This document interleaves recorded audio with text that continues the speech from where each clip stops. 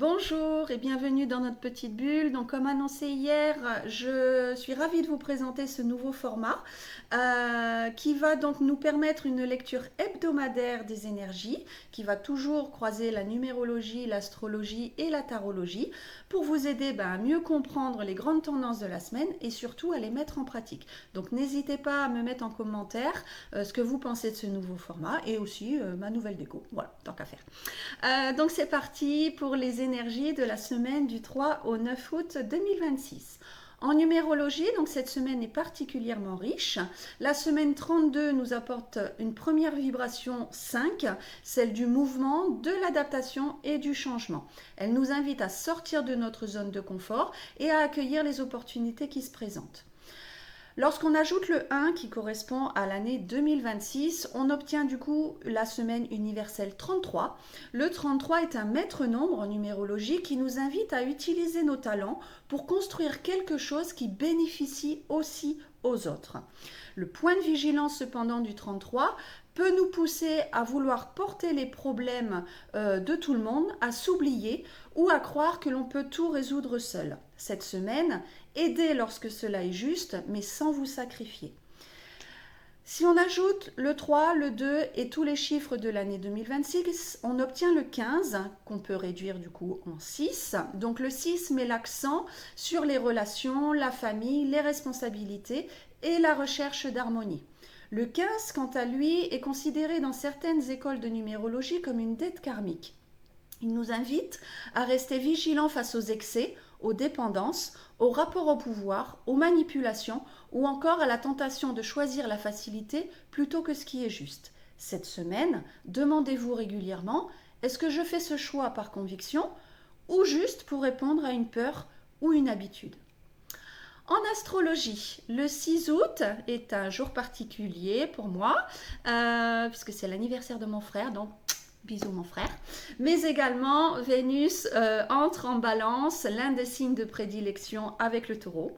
Les échanges deviennent plus harmonieux, la diplomatie est favorisée et les partenariats peuvent se renforcer. C'est une excellente période pour apaiser un conflit, renouer un dialogue ou construire un projet en collaboration. Le 9 août, Mercure rentre en Lion. Donc le Lion a toute sa puissance cette semaine. Donc notre manière de communiquer devient plus affirmée, plus enthousiaste et plus créative. C'est un excellent moment pour présenter une idée, prendre la parole, transmettre un projet ou exprimer une conviction. Le point de vigilance sera toutefois d'éviter les certitudes excessives ou le besoin d'avoir toujours le dernier mot. Les deux transits s'accordent parfaitement avec les vibrations 33 et 6, c'est-à-dire communiquer avec le cœur tout en restant à l'écoute des autres. En tarologie, deux arcanes majeures accompagnent donc cette semaine. Le premier, c'est le diable. Donc, contrairement aux idées reçues, cette carte ne représente pas le mal. Elle met en lumière ce qui nous attache, donc une peur, une habitude, une croyance limitante, une dépendance ou encore un besoin excessif de contrôle. Elle nous invite à prendre notre pouvoir en cessant de nourrir ce qui nous enferme. Son point de vigilance est clair, ne laissez ni vos peurs ni vos automatismes décider à votre place. Le second arcane majeur est l'amoureux. Il ne parle pas uniquement de sentiments, il évoque avant tout les choix, les valeurs et les engagements. Donc après avoir identifié ce qui nous limite grâce au diable, l'amoureux nous demande quel choix est réellement aligné avec ce que je souhaite construire. Les deux cartes ensemble racontent une très belle histoire, se libérer ce qui nous retient pour pouvoir choisir en conscience.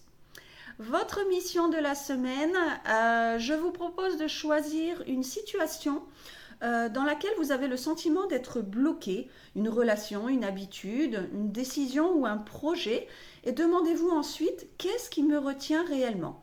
Puis engagez-vous à poser une seule action concrète cette semaine pour retrouver davantage de liberté. Il ne s'agit pas de tout transformer en quelques jours, mais de faire le premier pas vers un choix plus conscient. Si cette vidéo vous a plu, pensez à vous abonner, liker, laisser un commentaire sur ce nouveau format, partager ou activer les notifications pour recevoir donc une notification dès que les nouvelles vidéos paraissent. Je vous remercie de votre écoute. Je reste à votre disposition si vous souhaitez un thème numérologique ou une guidance personnalisée. à cette adresse, hein, vous m'envoyez un petit message. Et puis n'oubliez pas, comprendre les énergies est une première étape, les vivre, c'est ce qui transforme réellement notre quotidien. À bientôt!